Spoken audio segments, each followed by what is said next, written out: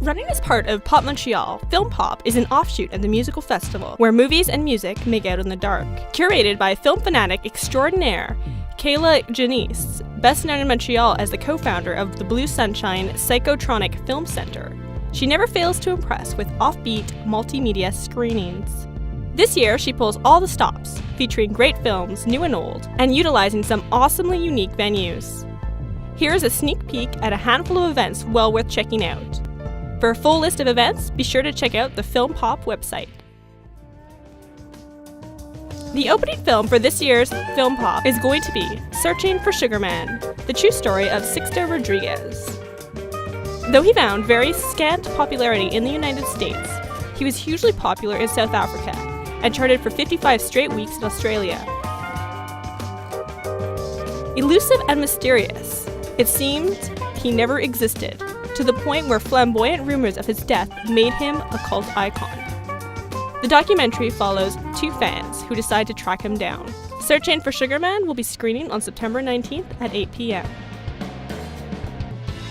In collaboration with Image Plus Nation, audiences will be able to gain insight into the brief and ultimately tragic career of Jobriath, the first openly gay pop star, with the film Jobriath AD. A victim of his own publicity, Jobriath saw his career spiral out of control as he found himself rejected equally by mainstream critical popularity and the gay community.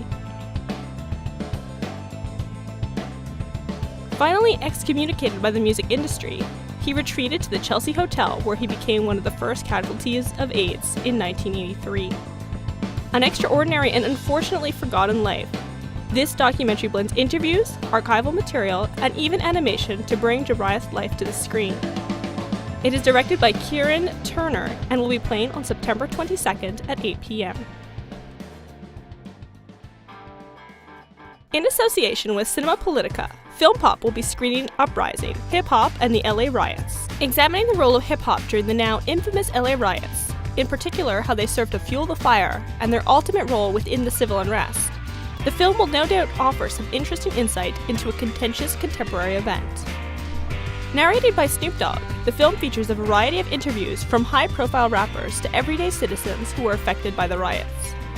A very specific point of anxiety in American history, the film tackles the factors that contributed to the violent uprising against the police. Be sure to check it out when it screens on September 22nd at 6:30 p.m.